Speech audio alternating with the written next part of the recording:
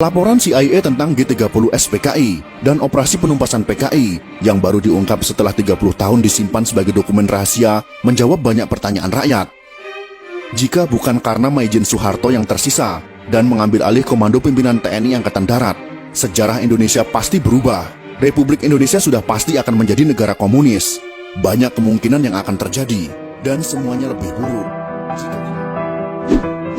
Presiden kedua Republik Indonesia. Siapa yang tidak mengenal beliau? Beliau tidak lain dan tidak bukan adalah Presiden Haji Muhammad Soeharto. Lahir dari keluarga petani di Kemusuk, Yogyakarta pada tanggal 8 Juni tahun 1921 dan meninggal di Jakarta pada tanggal 27 Januari tahun 2008 pada usia 86 tahun. Jasanya kepada bangsa dan negara juga tidak bisa disepelekan. Akan tetapi bagi kaum komunis hal ini sangat bertolak belakang. Kaum komunis sangat membenci Presiden Soeharto karena beliaulah yang menghancurkan komunis di negara tercinta ini. Akibat dari dendam dan bencinya mereka, sampai sekarang Presiden kedua Republik Indonesia ini difitnah dengan masif, dengan cara memutarbalikkan fakta sejarah yang sudah tertulis di bangku sekolah dengan sistematis. Dari keadaan yang seperti itu, maka kami sebagai salah satu generasi yang mendapatkan pendidikan Pancasila saat sekolah di masa beliau masih menjadi presiden, merasa ada tanggung jawab untuk memberikan jawaban atas tuduhan miring terhadap beliau, untuk mengimbangi informasi-informasi yang menyudutkan beliau, terutama bagi generasi muda yang tidak tahu menahu tentang sejarah masa lalu bangsa ini. Dan akhirnya belajar sejarah dari sumber yang salah, yaitu bersumber dari orang-orang simpatisan atau pendukung komunisme yang sangat gencar ingin mengubah sejarah masa lalu mereka. Beberapa pemimpin dunia yang memuji Presiden Soeharto dalam pernyataannya. Berikut ini adalah pernyataan tersebut. Dr. Mahathir Mohamad, mantan Perdana Menteri Malaysia, mengatakan, krisis ekonomi tahun 1998 memang dirancang untuk menjatuhkan Pak Harto. Jika Pak Harto tidak jatuh, Indonesia akan jadi negara maju. Lee Kuan Yew, mantan Perdana Menteri Singapura, juga mengatakan, Pak Harto pemimpin luar biasa. Beliau harus mendapat tempat terhormat dalam sejarah Indonesia. Sedangkan Sultan Bolkiah dari Kerajaan Brunei mengatakan, dipimpin Pak Harto, Indonesia bersatu, pemerintahan stabil, ekonomi maju pesat, sangat disayangkan beliau dijatuhkan. Sebenarnya Pak Harto berkali-kali mengutarakan niat untuk mundur, namun beliau melihat ancaman luar biasa besar membahayakan bangsa dan negara kesatuan Republik Indonesia. Fitnah KKN terhadap Pak Harto dan keluarga yang kemudian dituangkan dalam TAP MPR untuk memeriksa harta kekayaannya ternyata tidak terbukti. Majalah Time memfitnah Pak Harto dan keluarga dengan tuduhan punya simpanan 30 miliar dolar Amerika Serikat. Ternyata tidak terbukti sama sekali. Berbagai tim khusus dibentuk pemerintah untuk menyelidiki harta Pak Harto. Satu pun tak menemukan rekening yang mencurigakan di perbankan asing. Silahkan cari kemana saja. Jika terbukti saya ada simpanan 1 sen saja, saya siap dihukum mati, kata Pak Harto. Semua tuduhan itu adalah fitnah. Belakangan terbukti Pak Harto dijatuhkan oleh konspirasi global, yaitu Partai Demokrat Amerika Serikat, Partai Komunis Cina, dan sekutunya, yang berkolusi dengan kelompok anti-Soeharto.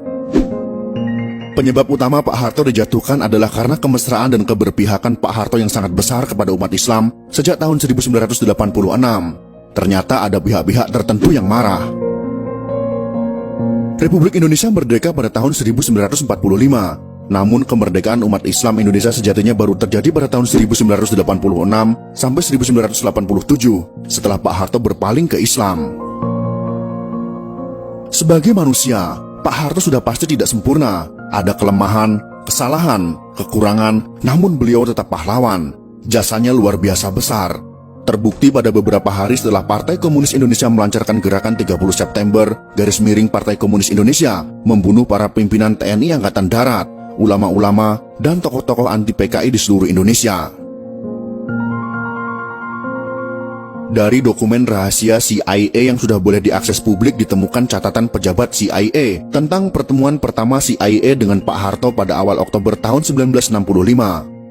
CIA belum pernah membuka ke publik. Pak Harto juga tidak pernah mengungkap mengenai pertemuannya dengan CIA beberapa hari setelah G30S PKI di Jakarta. Laporan CIA itu menyebutkan bahwa setelah PKI melakukan Gestapo atau Gerakan September 30, TNI Angkatan Darat dipimpin oleh Maijen Soeharto berhasil menggagalkan PKI untuk kendalikan NKRI. Faktor utama kegagalan Gestapo PKI menurut CIA adalah timing yang tidak tepat.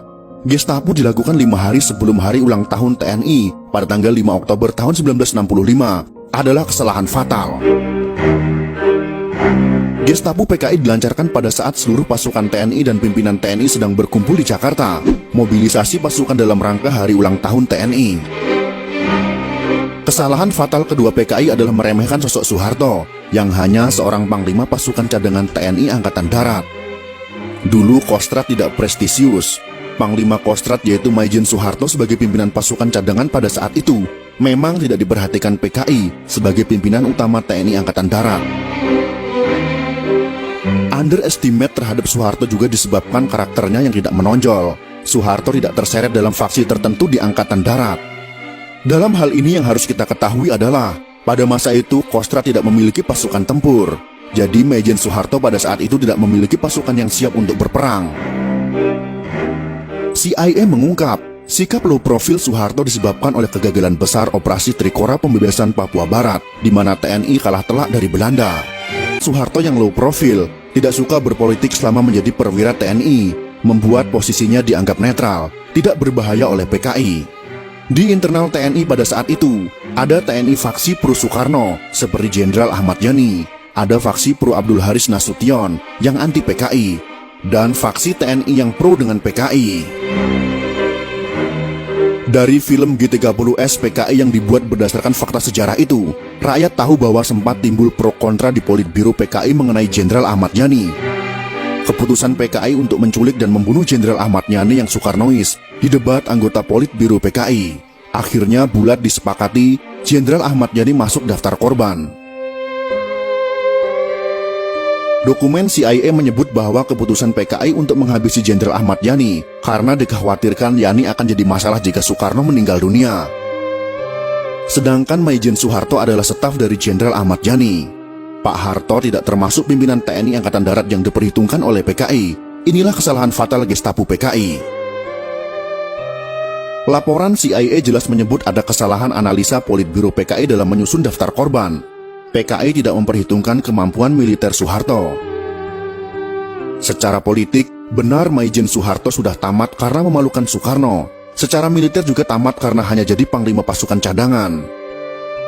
Dari perspektif faksi militer, Soeharto tidak masuk faksi manapun. Soeharto hanya dianggap bayang-bayang Jenderal Ahmad Yani. Gestapo pun dilancarkan PKI. Pertanyaan besar pun muncul tentang faktor keberhasilan Soeharto melakukan serangan balasan terhadap aksi Gestapo yang berujung kepada penumpasan PKI terjawab dalam laporan CIA. Saat hampir semua pimpinan TNI Angkatan Darat yang anti PKI dan pro Soekarno sudah dibunuh PKI, yang tersisa hanya Maijen Soeharto dan Jenderal Nasution yang terluka. Muncul pertanyaan, mengapa Soeharto bisa memobilisasi TNI begitu cepat dalam jumlah besar? Ada dua alasan untuk menjawab pertanyaan ini. Yang pertama, sebagian besar pasukan TNI ada di Jakarta dalam rangka hari ulang tahun TNI pada tanggal 5 Oktober tahun 1965. Yang kedua, Soeharto adalah mantan Panglima Trikora, satu-satunya jenderal yang berpengalaman dalam memobilisasi pasukan TNI dalam jumlah besar yang luput dari analisa PKI. Soeharto sebagai mantan Panglima Operasi Trikora sangat berpengalaman memimpin, memobilisasi ratusan ribu pasukan dari 3 matra TNI. Sekakmat TNI berhasil membalas aksi PKI. Bagi Soeharto memerangi pemberontakan PKI tahun 1965 sama seperti perang lawan pasukan Belanda. Hanya saja PKI lebih lemah daripada Belanda. Laporan CIA tentang G30S PKI dan operasi penumpasan PKI yang baru diungkap setelah 30 tahun disimpan sebagai dokumen rahasia menjawab banyak pertanyaan rakyat.